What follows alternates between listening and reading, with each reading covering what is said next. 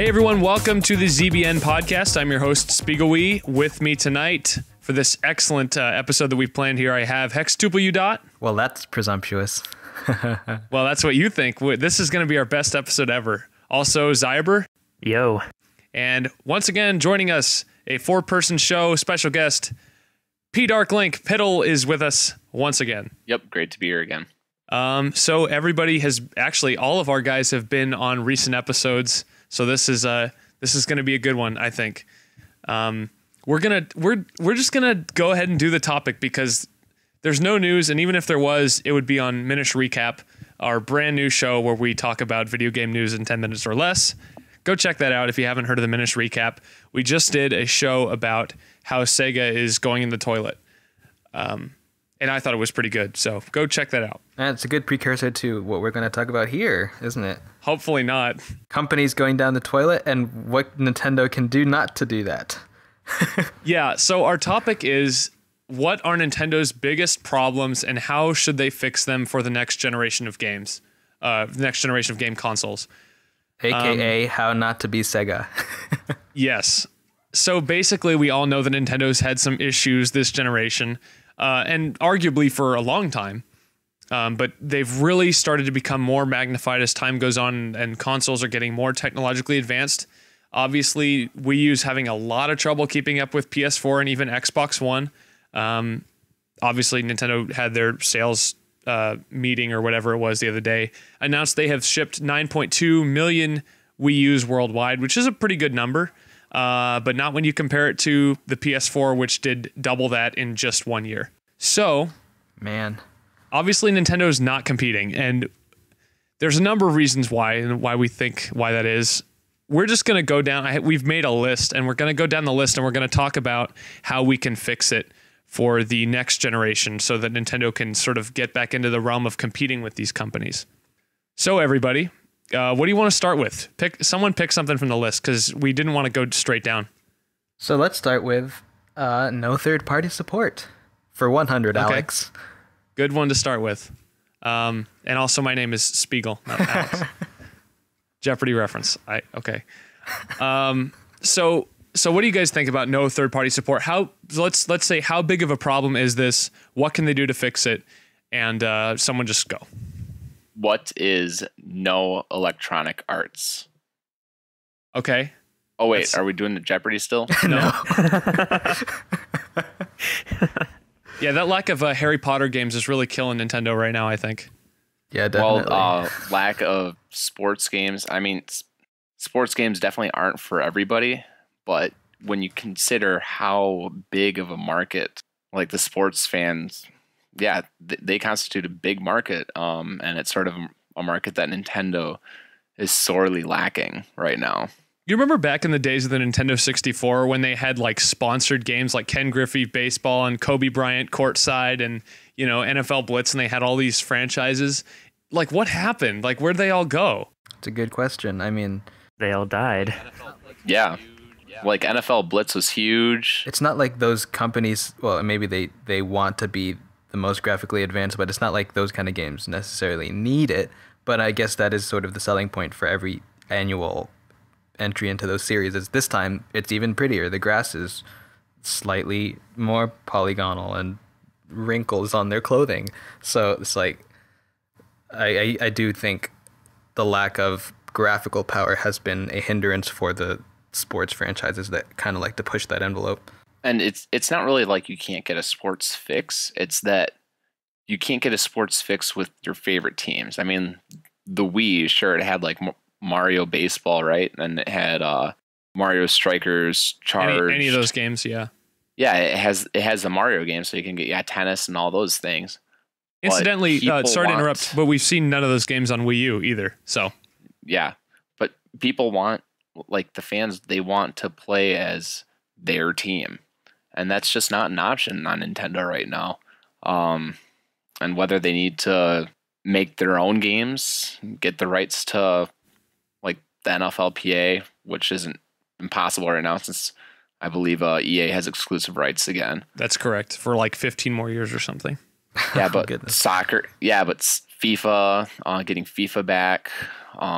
making a big deal of it.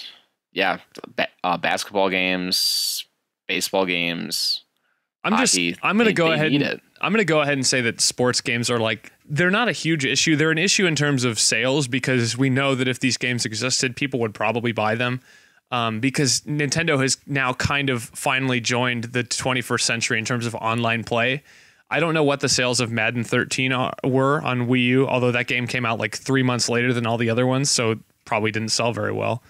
But I don't know. I don't feel like I agree with you. I don't think EA has really given Nintendo a chance to have those kinds of games on their platform this generation. Yeah. It's pretty amazing, though, how the company that everyone hates, quote unquote, is necessary for people to like Nintendo, it seems. Like when Nintendo first released the Wii U, people are all like, what? There's no EA stuff on it. EA doesn't like it, so we must not like it then. Yeah, it's a good point. Everyone seems to hate EA, even though they've always kind of made, I don't want to say like super high quality games, but they've always made just kind of solid games. Even their worst sports games are still like decent. And make no mistake, I don't think no EA is like the only issue in terms of third parties. Because there's lots of companies that have just like given up. Like Ubisoft, they gave up, and it's sad because they were like one of Wii U's biggest supporters starting out. You know, they had Zombie U, which was an exclusive game. What else did they have? They did Rayman Legends. Rayman Legends was originally that was supposed to be and supposedly Ubisoft has several titles that they're just sitting on right now. They're waiting for the sales to come, which they're waiting for the sales before they put them out. Which to me is like the ultimate catch-22, right? Like people aren't going to buy Wii U if they want Assassin's Creed Unity, right? But you're not, or Rogue or whatever. But you're not going to get those sales if you never release those games. So, you know. And then there's other companies too. And none of the companies will do anything because they are also all waiting for more third-party people to start selling things. I think what really hurts Nintendo in the third-party areas is something that sort of ties into one of our other points, and that's the online. But if people are going to buy a game that's on every platform, they want the definitive version. Right. And that's like another issue. It's a sad part of the hardware right now, but like what do people... The Wii U can't give them a definitive version because the graphics are going to be downgraded. Right, exactly. The online isn't going to be as fleshed out. And yeah, the gamepad's not really going to add something that really makes it stand out. And speaking of graphical power, I mean, I noticed, I'm looking at this list here, we haven't really written that as a core, issue, and maybe that's... I've got it right there. It's number 8. Failure to compete with the other two big consoles graphically. No, I didn't scroll down. Sorry. Well, there you go. Yeah. You just added that. No, and I do think that's a huge issue. I know Hex and I have talked about this in the past. Like, what was your stance on it, just to refresh everyone's memory? Well, I mean, part of the issue with Nintendo is that it's difficult for a company like Nintendo to sustain that kind of power because the other companies have, other divisions that can kind of help support the manufacturing costs for the consoles, that they're not making as much money off of the consoles rather than the software because, they oftentimes they're taking a loss on the consoles and letting the software drive profits. Nintendo can't really afford to do that because what other divisions do they have? They're just a game company. They don't have computers and other electronic devices that are keeping them afloat. They actually had to learn how to do HD graphics when they started developing these Wii U games. And so, like, is it really something that they can even do? And is the industry overinflated in that regard? Are PS4 and Xbox One actually unsustainable models and they're only getting away with it because they have other means of getting revenue? I mean... Well, here's my question to you, right? Until the Wii, Nintendo, not including the Nintendo 64, but Nintendo had always been kind of graphically up to date. The GameCube, in terms of specs, was actually the most powerful console of that generation, which people always seem to forget because the mini discs that people always underrated for whatever reason. So it seemed to be like a choice at that point to go underpowered with the Wii and see if they could attract consumers that way with a cheaper model that was more accessible. And I don't know what they were thinking with Wii U, honestly. Well, I mean, could it be that the other companies made a larger leap? Like they're growing faster than the technology is actually, trying to adopt more cutting edge technology than they used to in the past. I think that was the case. True, but I think that was the case with Sony because they did the whole $600, for the Blu-ray player that came with it. Certainly that. So I don't know. I feel like that's a core factor, just being willing to take a loss to be able to adopt technology that's a little bit more cutting edge than the other guy. I actually think that the way that the market has gone, in the wake of the Xbox 360 and the PlayStation 3, I mean, those are both systems that like Microsoft and Sony just realized, like, hey, this isn't sustainable for us. We can't continue to keep selling consoles for like hundreds of dollars of loss at the beginning of every generation just to get market share. And so they went into this generation very conservative. And I actually think that's going to play to Nintendo's advantage because it allows them to join the fray, not lose money, and put out a console that is equal in terms of graphical power. So if you mean for next generation, you mean? Yeah, for next generation. If they were to launch at the same time as the PlayStation 5 and the Xbox 2, whatever it's called now. Yeah.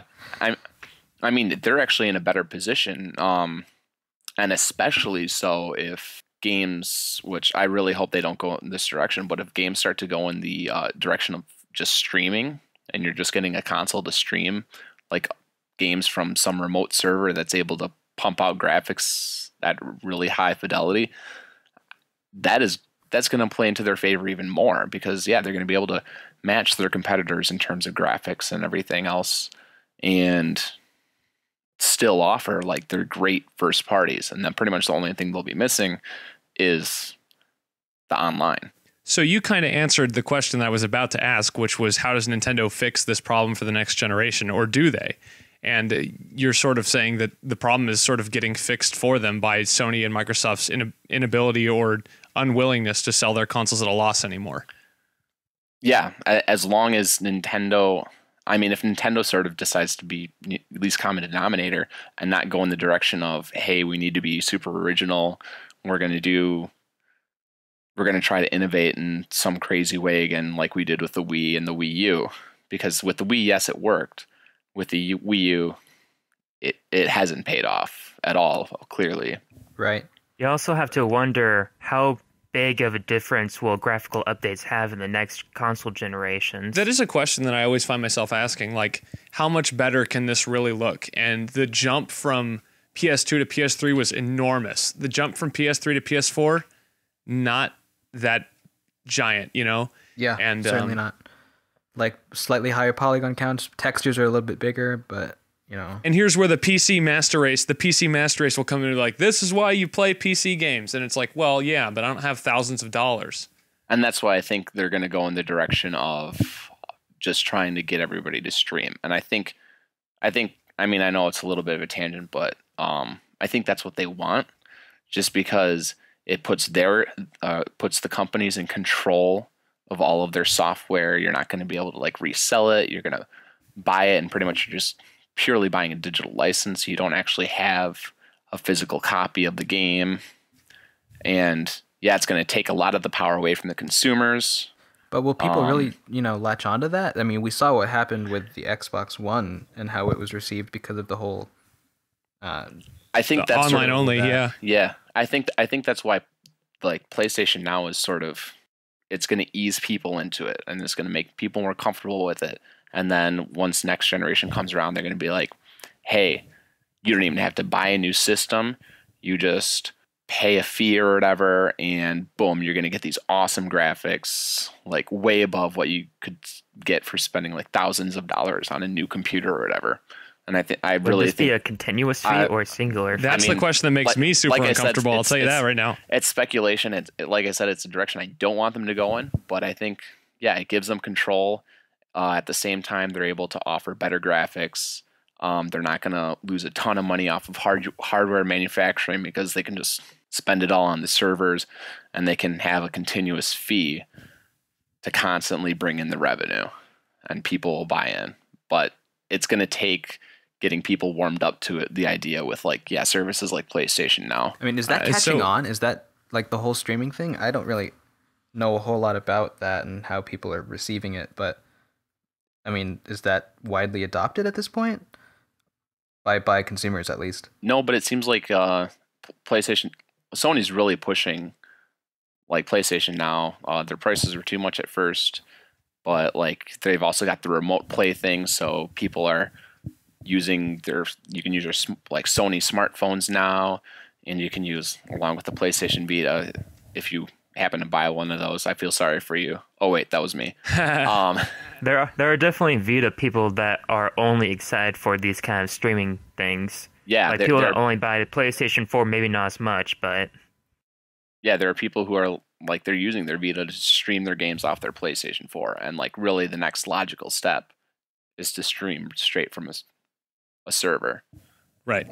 And since the Go was, or whatever the streaming thing was announced, people have taken more liking to it. People don't really shout out to the streets, "Hey, I love this thing," but they're not hating on it anymore. I think that's really what this whole generation's about for Sony is I mean they've got like the PlayStation TV out now, and really it's only like the only really good thing it is used for is like streaming your PlayStation 4 games to another TV or streaming PlayStation Now games.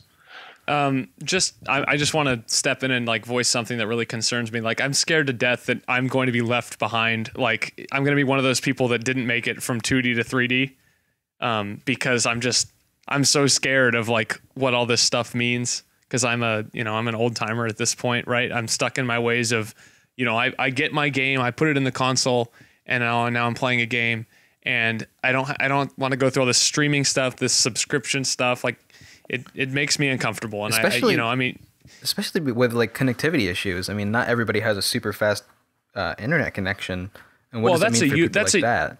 That's your problem at that point, right? Like, I don't think that's something that the company should be concerned about, because if anyone's willing to like keep going, they'll adopt the internet. Like I said, my thing is I like kind of the ways of the past, and I don't want to see them go away. And maybe that's really ignorant of me, but that's just what I feel right now. The way I see like consoles, like they serve the least common denominator of gamers. Like there's PC gamers who are willing to dish out a lot of money and they're really hardcore about it. And then the consoles kind of even the playing field a bit. And so it doesn't matter what your internet connection speed is. You can still enjoy games that are single player and not have to worry about connectivity.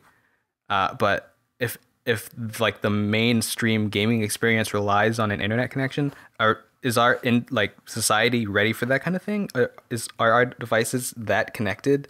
And I mean, it's going to get there, but you also have to think of the countries that just don't have that great of internet service. I don't think that's really a concern of these companies either, because America is the big.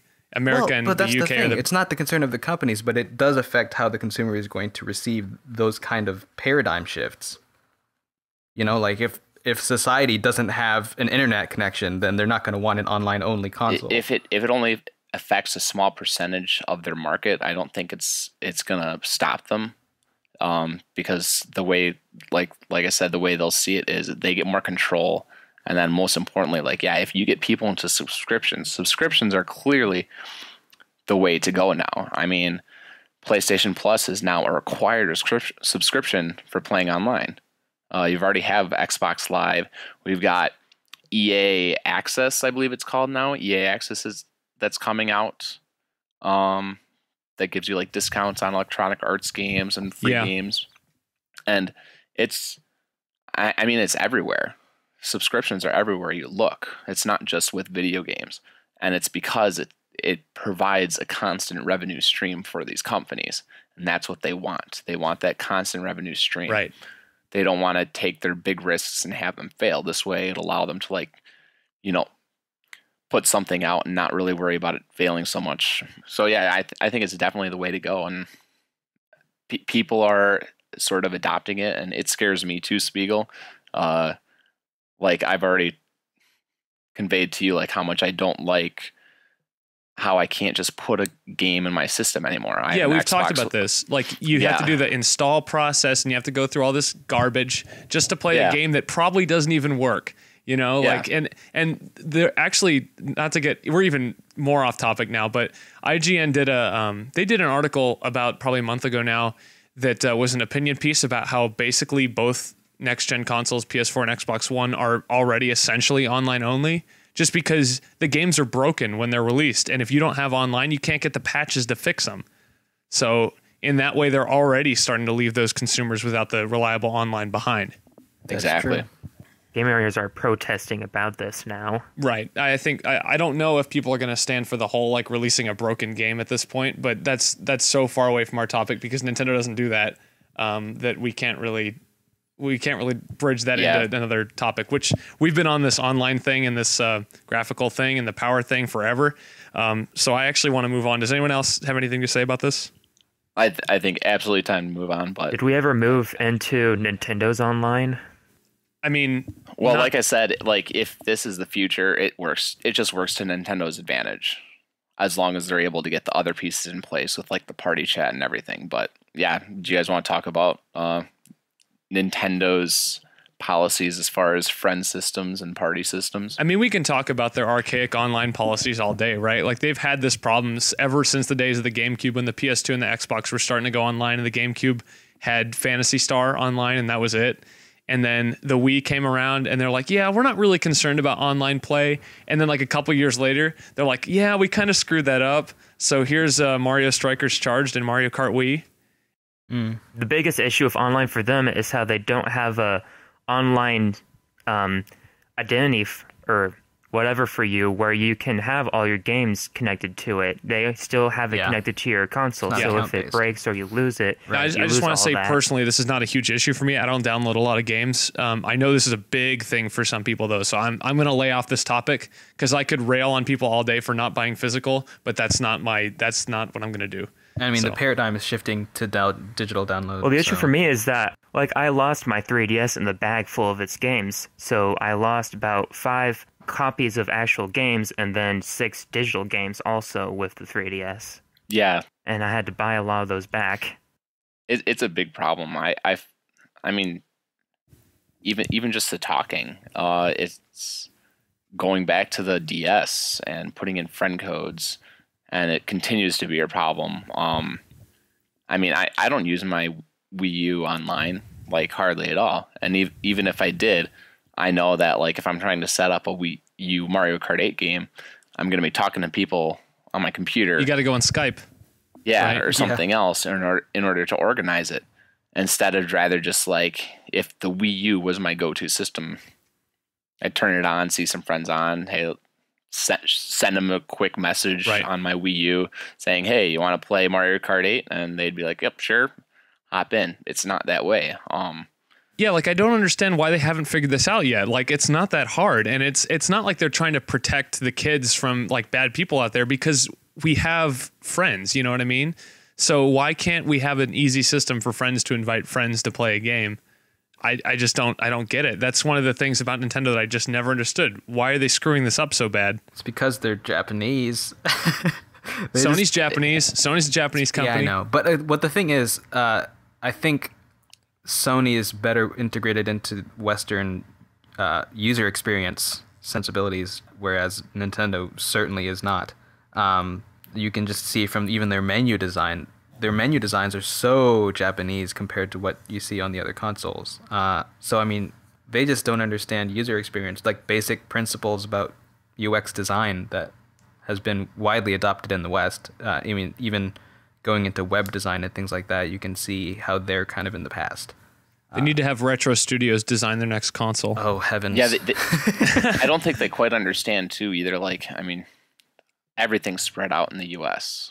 We need that connectivity more than anything, and the living room experience, it's going by the wayside. I mean, as much as I love that living room experience, You mean like with And local multiplayer yeah. friends coming? Yeah. yeah, and as vital as I think it is too to bring in new gamers, I think it's huge for bringing in new gamers and expanding your audience. But you can't neglect clearly, the other side. Clearly, Nintendo's strategy right now and their reticence to like really expand their online presence is it's hurting them instead of expanding their market like local multiplayer should. Instead, they're hurting themselves by not offering a more feature-rich online experience. I mean, it's reflective of, how society is into social media and things like that. Like, before, you would spend a lot of time playing together as kids rather than, like, logging into a social media site and chatting on there. So, I mean, I don't know what social media is like in Japan, and I don't know if those trends are reflected in their society, but I mean, online is such a big part of our lifestyle now, so they need to realize it and start integrating some of those ideas into the way that you interact with each other in their games. I think that's about it for their online policies. Yeah, I don't want to talk about this anymore because it hurts me physically because I don't like to play games online, but it's not because of Nintendo. It's just not the way I choose to play games. But it's a huge issue for a lot of people, and it bothers me that they just haven't figured out a way to fix it because it's so. I don't want to say it's like the easiest thing in the world, but it's not that complicated. I mean, ask anybody, who has the best online, and nobody is going to say Nintendo, not a single person. And I don't know if they realize this or if they care about it, but they need to start caring about it because it's a very important perception, especially in this generation, where the other consoles are like, they're now throwing single player out the window. Now it's all about online, and multiplayer campaigns and stuff like that. So yeah, anyway, let's please get off that. Yeah. It says a lot that, the Halo going forward is not going to have 4-player split screen campaign and things like that. They're cutting back on that. So basically, I'm never going to buy Halo again. Yeah. All right, moving on. And they stopped allowing Xboxes to connect to each other too, like wiredly. Wiredly? Yes, wiredly. That's pretty wired. I don't know Anyway. okay. Yeah, that's okay. So what about perception? Yeah. Why is it that Nintendo? I mean, maybe it's kind of been this way since the SNES with their content, almost censorship, not wanting to be too violent and things like that. I mean, they've kind of shed that a little bit in terms of their actual policy, but that's the way they're perceived still. They're very family friendly, and some of those, dude bro games out there, you're not seeing them on Nintendo consoles anymore. Well, what are dude bro games? Call of Duty and sports games. I mean, so Well, yeah. But I mean, a lot of the, gritty M-rated games you play on the other two consoles, you're not seeing them on Nintendo consoles. Well, I think the main reason for that is just that's not what Nintendo as a company does. And since they are now out of third-party support, and let's not pretend that Nintendo never had like bloody violent games. They had Mad World just last generation, No More Heroes. They've had Bayonetta already this generation. That was a game they actually published. Yeah, but those are very different from dude bro games. That's true. They are kind of stylized in terms of graphics and stuff. And like, Resident Evil, for example, on GameCube, like it's not your stereotypical Call of Duty. It's not Resident Evil 5, basically, is what I'm trying to say. Yeah. So yeah, I agree with you in that sense. Part of that is just, a lot of Western developers have a certain style and certain principles, like they love photorealism, whereas Nintendo and most Japanese developers really like style. And that's kind of touching on the same point that you just talked about. But, unless they have that third-party support, you're not going to see Western-ish games from Nintendo. And, that's sort of... Unless Retro Studios makes it, right? But they're one company. They can't possibly, stand in for several developers from That's third parties. correct, yeah. I believe we've talked about this before, just not in depth, Spiegel, and that's about sort of that feeling of adventure and that feeling of escapism that Nintendo's lost in recent generations. Their games have become more gamey. They're focused so much on like the gameplay experience that they're losing like the little things that made their games sort of magical. Like, I mean, people talk about Ocarina of Time being the best Zelda game ever. When people think about like Super Mario 64, you had a very immersive castle, right? That it had all these secrets. It felt very real, and it's gotten to the point where like you got, I mean, the closest was like Super Mario Galaxy 2, which was literally like level by level layout. So I'm waiting to see how you tie this back to the perception of them not being like an adult company. Well, I don't think it's really about being so much an adult company. I mean, I love Nintendo games still, but people, they're looking for worlds that they can get lost in. Okay, yeah. I mean, like I've played Assassin's Creed, and it doesn't do anything for me because I look at the gameplay and I'm like, the gameplay is a mess. But it's a huge hit, and I don't think it's necessarily because of the gameplay. I think it's because it's just a perfect blend of escapism. Well, here's an even better example for you, Skyrim, because people love that game, and it's exactly what you're talking about. Yes, Skyrim, like combat, nobody likes the combat.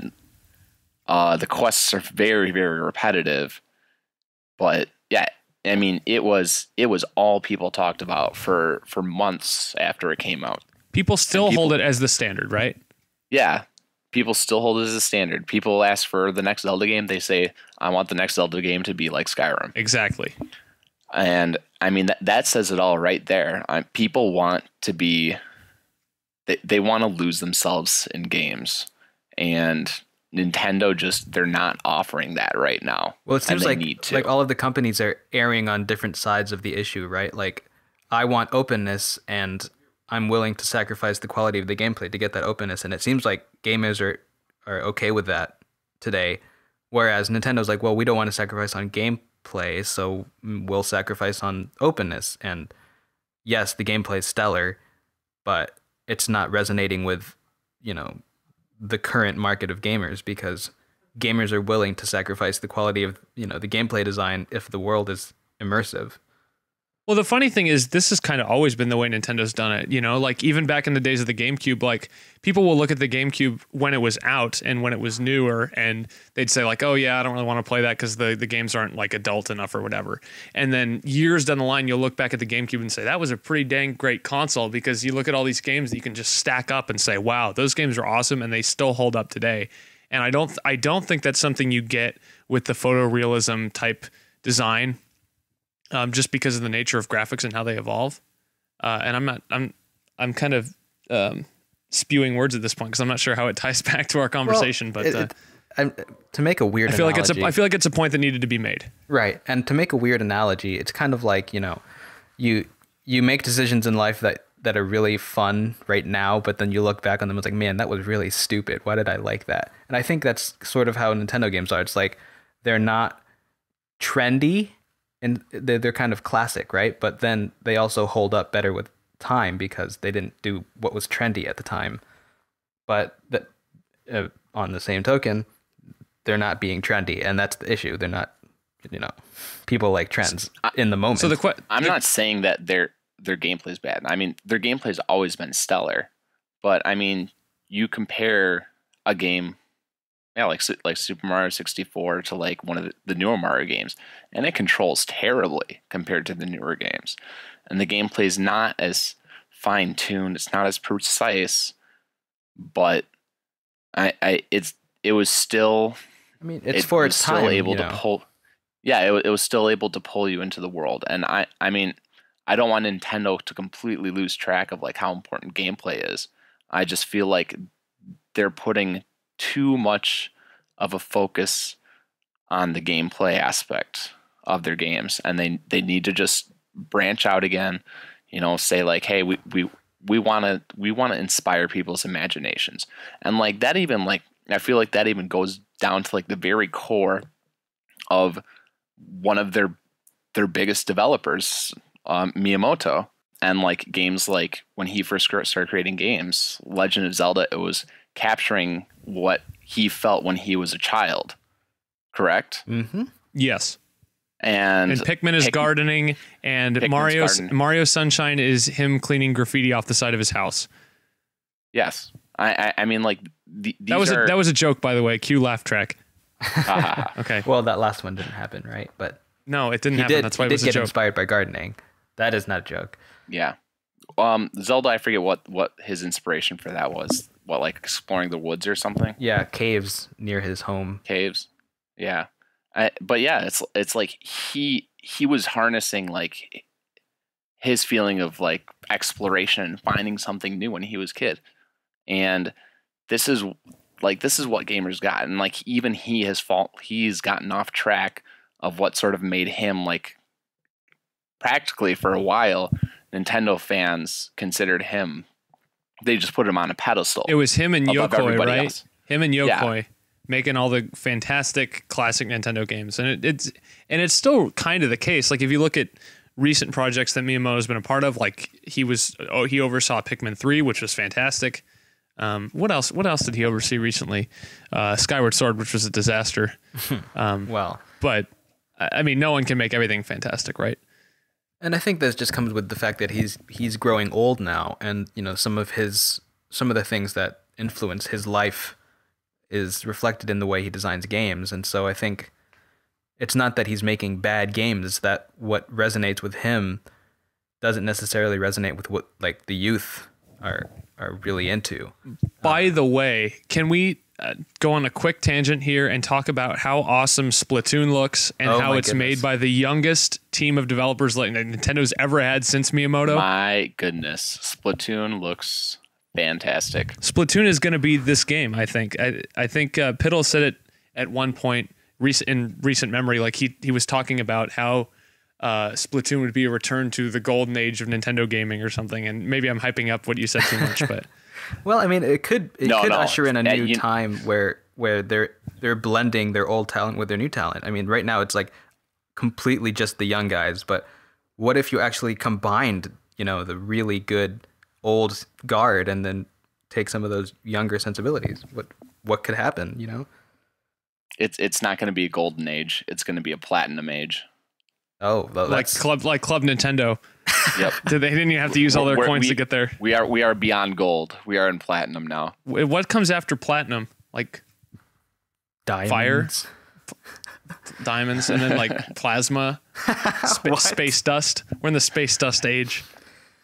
Subatomic particles. Yes, Splatoon looks amazing. Splatoon looks subatomic. That's some crazy space dust action in Splatoon right there. It looks colorful. What's happening? I don't know. We're okay. That means we need to move on. Yes. I think we sort of covered pretty much everything except two other issues. There's one small one, which is kind of I just want to touch on really quick. It's the inability to manufacture enough product, and I'm talking about Amiibo, special editions of certain 3DSs that sell out in seconds. I mean, you can even talk about consoles themselves, like in the back in the days of the original Wii, and how they were so short on stock for months. I mean, when did you guys get your Wii? This is off topic, but just curious. I actually managed to get mine November 2006. Me too. I waited in line for 2 days. That's a story I can tell you guys someday. I waited in line. Good for you, Xiaber. Yeah. When did you get your Wii? Are you doing homework? No.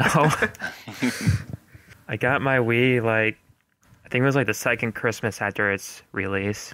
But anyway, you guys remember how hard it was to find, right?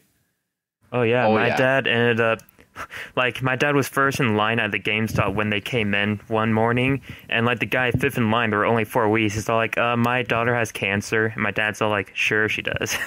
Wow. Wow. What a slime ball. Now I gotta have my Wii. Oh man.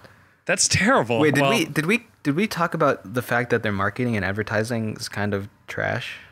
We're gonna get to that last. That's the last thing. We're gonna cover that last. So thank you, spoiler alert. That was gonna be our big because that, in my opinion, that's their biggest problem. But we'll get to that in just a second. So as we've seen, even though they've sold 5.7 million Amiibo, which is an incredible number, by the way, for what they are and what they actually do, which is nothing.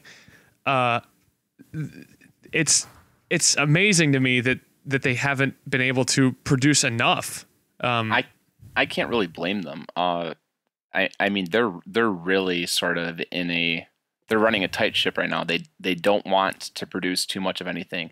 They want to make sure that what they make gets sold, that they're making a profit on it. So you have a different opinion than me. You think it's an issue of them playing it super conservative right now.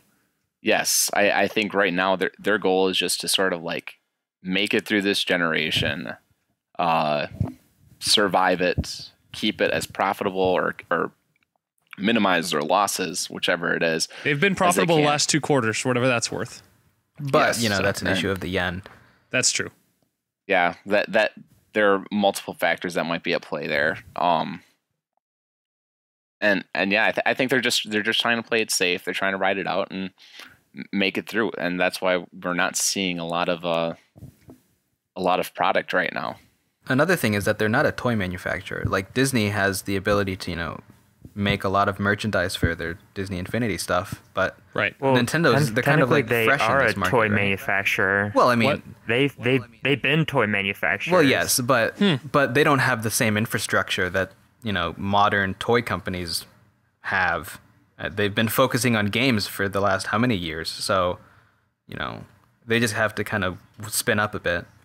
It's why you're seeing the Amiibo with all the defects, like the Samus with the 2 arm cannons, like the Bowser without a head or whatever. I don't know if any of these are actually real, but whatever. So, well, the 2 arm cannons are. Still, you don't see Love Hotels being pre-ordered out. Well, that's like the second week in a row. That's the second week in a row we've made a Love Hotel reference. That's the second week in a row that Xiaber has made a Love Hotel reference, right? I think that was me last week. Oh, was it you last time? Yeah, I think it was. The Love Nursing Home? No, the Love Nursing Home, yeah. But anyways, it did bring up, like, should companies be doing these sort of pre-orders, like that question, though? What do you mean exactly? Like, in terms of how they're doing their pre-orders, which is basically just like saying, come and get it, and if you don't get it, sorry. Yeah. Like how the guy ordered, like, what was it, 500 Rosalins because he hates Rosalind? Rosalind? Or Rosalina, I mean. Whatever, Rosalina's name sucks. She sucks as a character. We'll get into that another time. Hey. Yeah, she's my girl, man. She's my girl. She can go suck it. But anyways, people will buy She'll never replace Princess Daisy. They'll buy an enormous amount of Amiibos so they can sell them again, or so that just no one can buy them, when maybe pre-order should only be where you can only order one of them or something. I don't know. Well, recently GameStop and Best Buy did crack down on that. I don't know if you saw that story, and I thought finally someone's doing something about these scalpers. Like, they wouldn't let you pre-order more than 2, I think it was, and if you did, they like canceled those orders, which sucks for people with families of more than 2 people or more than 2 kids, but whatever. But that's just when you pre-order different ones. Can you do that still? Like if you wanted to get Majora's Mask and Monster Hunter, for example. Yeah, or get different Amiibos, just not the same. Yeah, I think so. Ones. I mean, that's your problem. You had too many kids. In China, they can only have 1 kid. Okay, so you think you have it bad. You raise There's usually point, 8 Amiibos per. Just get 1 each. I think you guys raise a good point. If there's anybody that's very pleased with how Nintendo's handling things right now, it's the scalpers. That's true. Yeah, they're making a lot of money. And hey, I was going to sell some of my Amiibo. You know how we talked about my Amiibo obsession and how I'm like totally out of it now? I was going to sell some of them, and I was going to be like, yeah, I could sell Wii Fit Trainer for like $35, make a nice $20 profit on that. And then I'm like, do I really want to be that guy? And I'm like, no. But don't get rid of him if you have him. I mean, it's nice to have what you have. Yeah, they're cool, But anyway, that's a completely different issue. Did your obsession come over when you heard that they're going to have multiple Marios? When I heard that they were making a Super Mario, I knew it was coming, right? But when I saw, okay, they're doing Super Mario again, pass. I'm out. I can't afford this. Like, if this is going to be as big of a success as it is, we're going to have Amiibos for everything. We're going to have an Iwata Amiibo. That we're gonna have like angry investor Amiibos. You could just have a whole game store filled with these Amiibos. The Reggie Amiibo. I would Amiibo store. Can't wait for that. I would buy that. And then Amiibo store. Yes. You'd have like your own whole like business just based on Amiibo. Like people come in. Well, anyway, Amiibos are us. You just find my room covered in Amiibos. Okay, we got 15 minutes. Let's knock this last topic out. Let's get off this. I don't want to talk about Amiibo ever again. Did we talk about the 3DS and Wii U combined yet? Oh crap. Okay. So we got one more thing before the big topic. Okay. So Quickly. Everyone make a quick statement. Nintendo seems to struggle to support 2 consoles at once. This is totally obvious to me at this point, because guess what? In 2013, so many great 3DS games. No Wii U games until August. 2014, a bunch of great Wii U games, very weak 3DS lineup, and it's looking like exactly the same thing this year. Because all we know about is Monster Hunter, Majora's Mask, Codename Steam, and new Super Metroid Prime Brothers, which is coming out in November. Yeah, and that's it. What company can sustain 2 consoles, right? 30 seconds. 30 seconds. You have Go. 30 seconds. Yeah. So, well, like that's it. Do it like a All right, politician. you're done. Skirt the Go. question. We're having debate style. Okay. No, I mean, like seriously, a console manufacturer is typically just making one console and then using third-party support to kind of, help them along. So if it's just you making all of the games and you have 2 consoles to take care of, I mean, what are you going to do? I mean, they're already doing a good job just taking care of 1 on their own. That's a big feat. But 2, I mean, it's crazy. Who other than Sony is making games for the Vita right now? I mean, I can't even name a Vita game that came out this last year, except for Little Big Planet 3. So obscure Japanese developers. There you go. Yeah, it's mostly all those Japanese games dating and indie sims. developers. The dating sims. Piddle, have you played any dating sims on your Vita? That's all I play. Anything like a pigeon dating simulator? Are there tentacles? Do you guys ever play Sprung on the DS? Yep, there are actually tentacles in Pigeon Simulator. When do pigeons encounter tentacles like in their daily lives? We don't need to continue. They're flying around. Well, it thinks When it's they going fly after over a the worm ocean. in the ground, and nope, it's just a tentacle monster. I'm very disturbed. Okay, anyone have anything else to say about this? I'll go next. Okay. To me, based on news that we've seen in the past few years, I think Nintendo is working on combining the two separate companies that kind of have for the 3DS and Wii U. I think they're going to combine them for the next generation. That does seem like the easy way out, doesn't it? Like, I've been calling for this hybrid console for since the Wii U got announced, and I saw they had a gamepad with a touchscreen. I'm like, it's happening. Yeah, I'm not really sure exactly what it's going to be like. Maybe it's not going to be just one console, but I definitely know that they're going to bring the 2 teams together to work together and such. And also, I'm going to be writing an article about portable and non-portable. Are we plugging the game consoles ZB.net eventually. this late in the show? Ladies and gentlemen, the ZB.net is our website that we run, and we have lots of gaming-related articles that you can go check out right now at the ZB.net. Lots of stuff coming up in February. It's going to be a great month. Yes, hopefully my article will be up in the next 2 weeks or so. So definitely make sure to avoid the ZB.net on that day. Also, you can like us on Facebook at you can Don't like show us up for on the next 2 Facebook weeks. at the ZB, or is it the ZBNet network? You don't even know the URL. I don't know. Look, I Just look up didn't the plan ZB this Network plug. on Facebook. This was totally organic. Okay, It's going to be at the end of this podcast. There's going to be an annotation. Don't worry. Yes, and there will also be one in the description. So if you already forgot, it's the ZB.net, and I'm not going to repeat it again. It's down there in the description. Okay, ZB.net. so How about you, Piddle? Anything to say on that subject? 2 consoles? I've talked about this before, and we know that Nintendo is trying to expand their development. I think they're going to continue to do that, and they're going to, as Xiaber mentioned, they're going to get to the point where they've got teams working together so that they can do simultaneous releases, sort of have a unified front with both console and portable, and get both console and portable running on the same architecture. Yeah, let's not forget. Tipping Stars, Mario vs. Donkey Kong Tipping Stars is coming out on both systems. So they are obviously starting to develop games that can run on both a handheld and a console. And if they can, part of the issue with third-party support is, developing for the console can be difficult sometimes. But if they can create an architecture that's easy to develop for, if it's like iOS, where you can develop for iPad and iPhone, and it's not that difficult to make it work concurrently between the 2 devices, if they can make it easy for developers, that'll attract, more talent, and then you're going to get more games. So make an easy platform to develop for. That's what they need to do. Yeah, we need to get Hex's games on. Wii U. If they ever come out. I think the big thing is just making it so that games are easily ported between the systems, and then giving each system their own sort of special features to squeeze as much money as they can out of us. Right. Amiibos just aren't enough. Special edition new 3DSs with the beautiful Majora's Mask logo on the cover, still not enough. Just whatever they can do. And they've hinted at this in the past. Like they've referenced iOS specifically about how there's like a unified platform between two different kinds of devices.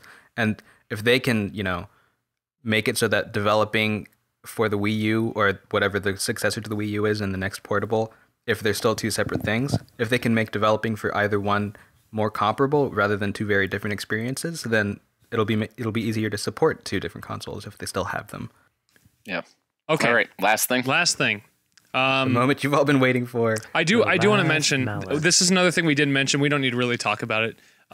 I also wrote failure to competently launch their last two consoles, turning off consumers. Like they didn't have any games for 3DS or Wii U early on. And the funny thing was they said they wouldn't screw up the Wii U launch, and then they did, and they screwed it up even worse than the 3DS launch. I still defend them by saying that all launches are horrible. The Wii launch was pretty awesome, I thought. But anyway, unless you played Red Steel, in which case I'm sorry. It was. You guys remember Elebits, by the way? Anyone ever play that? Yeah. Did you like that game? I played it. I had fun with it. I mean, it's not a stellar game, but it was enjoyable. I thought it was okay. Anyway, so last thing, we gotta get going here. So, this is so obvious. Their advertising is horrible. It's also non-existent in most cases. When they first released Wii U, everyone was confused. Nobody knew what it was.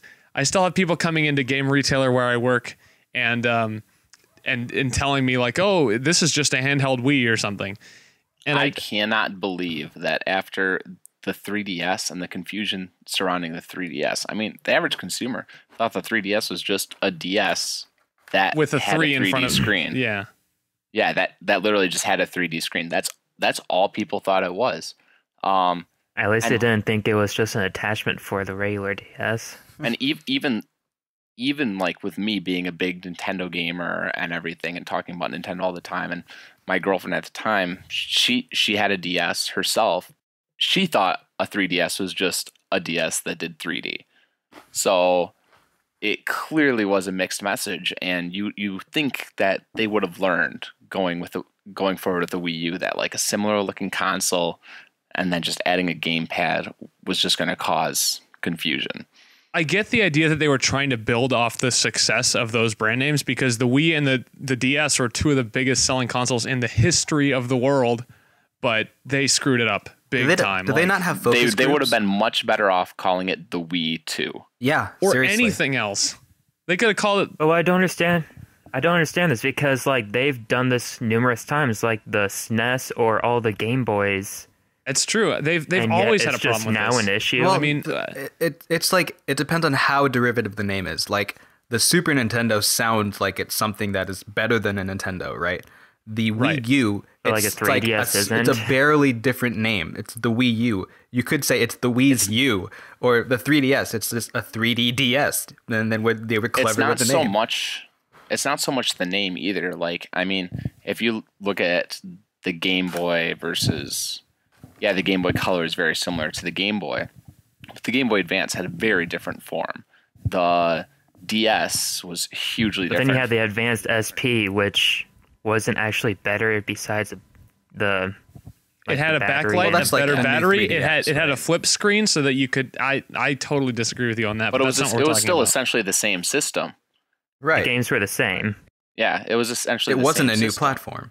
So but hold on, Nintendo's always done redesign stuff but for their it looks so handhelds. completely different. Well, yeah, but that's not the point. The point is Nintendo needs to make it clear to the consumer that this is a new thing, even through the name. Like, have a focus group, and if people don't understand, like, what is this exactly?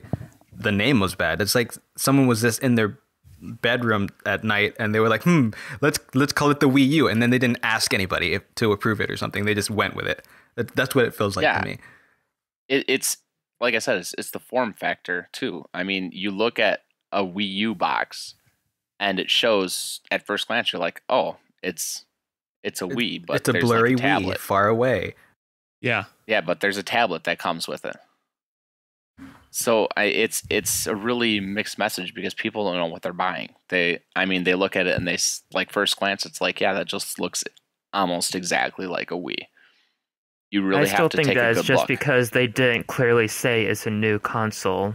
because like even I think it's both issues. I think you're both right. but I think that the issue more is that they didn't say clearly it was a new console, because I still see systems that look very alike and I still know that they're drastically different. So like I would go to game stores and even the employees are all like, "Oh yeah, it's just a gamepad." And I'm just like, "Why do you work here?" Well, here's the So thing. like that was the issue. The company didn't tell people, and the people weren't able to tell other people then. Well, here's the thing, though. Like, you can look at either of the other developers, and like you had the Xbox, and then you had the Xbox 360, which sounds like something new because it's a number. I don't know why they did Xbox One. That doesn't make any sense. But I don't know. Microsoft went straight to Windows that didn't 10. affect So them at all. No, That's that didn't because affect their them. marketing was so strong with the Xbox One. It's very Right, clear to everyone. because they can afford it, because Microsoft's like the richest company in the world. Yeah, it's like and one of the but biggest Nintendo, companies ever. Nintendo has never numbered their systems. Like PS1, PS2, PS3, PS4. It's totally obvious that you're getting something new. They could have even called it like the DS2, right? And it would have been better. They could have called it the Wii 2 or whatever. Wii 2 sounds like a really strange name though, so I'm glad they didn't go that route. Wii 3, that makes more sense. 3 much Wii for me. They should have called it the Nintendo Entertainment System 6. They should have called it the Dolphin. They should have called they it could pull a Mario Kart and just start numbering out of nowhere. You know? They could, like this yeah. is the Nintendo 7. What?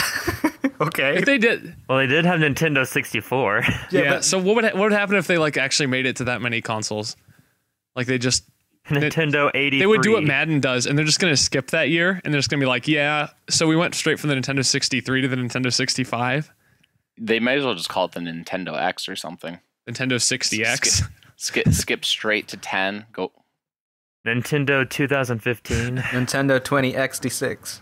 So this conversation Nintendo is now 20XX. it has now devolved completely. So I think that means we're done, which is good because Super Nintendo we could talk about how bad 65. their names are till the cows come home, right? And how their advertising is bad, and how I think the main issue is they just need to fix their naming problem. Like I think that's it for advertising. Like they don't need the games can speak for themselves, right? Like they win the best publisher of the year from Metacritic 2 years in a row now, I think.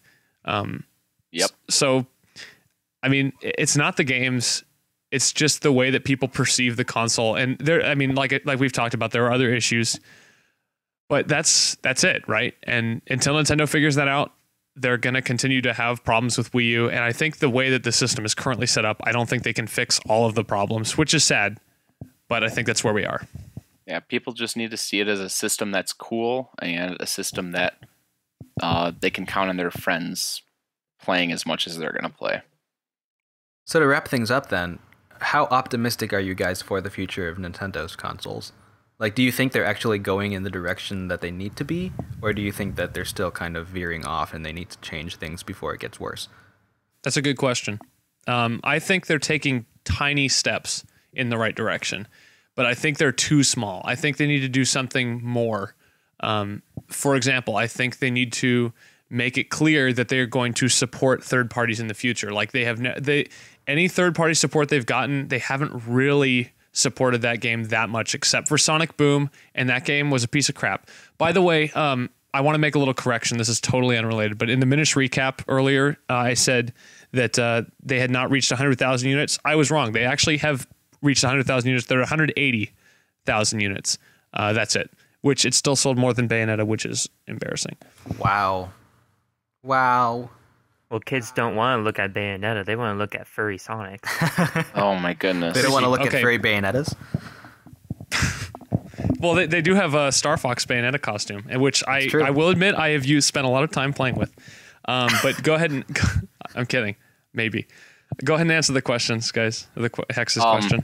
I think graphic-wise, they shouldn't focus on realistic graphics, at least for their old IPs. Maybe they could make new IPs with it, but I think I like what they're doing with the graphics for like Mario and Zelda games and such.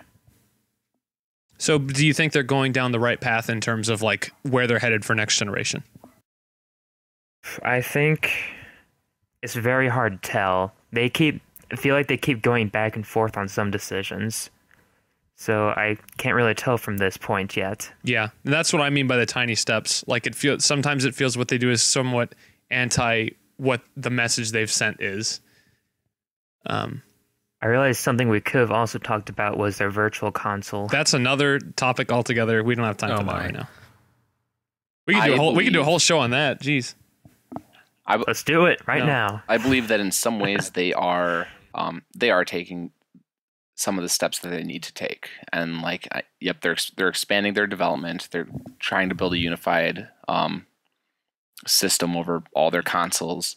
Some other things will sort of hopefully fall into their hands, like how the other companies or competitors are starting to manufacture their consoles. It's going to put Nintendo in a position to be more competitive with their graphics again. But the biggest thing, and it will hold Nintendo down until they figure it out. It's something that Sega realized very early with, in the 90s with the Genesis, and it's that image is everything. And right now, Nintendo's image it's in shambles, and it's the one thing that they need to fix. They need to make their message that, hey, we're a serious game company. Yeah, we make amazing games. We make the best games. Heck, advertise that you're the best publisher in the world for the last 2 years in a row. Put some games out that make people say hey, you're cool, or if you're not, just advertise it so people think they need it. And that's the big thing. If it might cost them money, but it'd be the returns would be worth it, is what you're saying. Yeah. I mean, it's sort of like Microsoft realized it with the Xbox. With the Xbox, they knew they had an uphill battle, but they were going to advertise it as the cool system. When the PlayStation first came out and was competing with the Nintendo 64, they wanted it to be the cool system. So Nintendo needs to realize that, if they're going to get back into this, they need to become cool again. And I know it's ridiculous because it seems just such a trivial and sort of superficial thing. But it does seem superficial, right? But you're totally right. They need another wizard. They need the Power Glove. They need. I'm kidding, by the way. But all that stuff really did help Nintendo's image in the 90s. Nintendo ruled the world in the early 90s, and they just haven't been there since then. And I agree with Piddle. I think it's a coolness issue. I mean, even if it's not that, they could kind of take the approach that Apple did. Apple feels like a premium company, right? So if they can kind of tap into some of that juice, some of that magic, would also work. Yeah, even the Wii sort of, it to some extent, the Wii sort of did tap into that. Hey, this motion control thing, it's sort of cool. But it only lasted for 3 years, and then people were like, yes. "Oh, okay, I get it." Yeah, but then everybody realized just how shallow of an experience it was. So they need. I mean, we know how much depth Nintendo's games actually have, and they just need to get people back into thinking that hey, they're cool.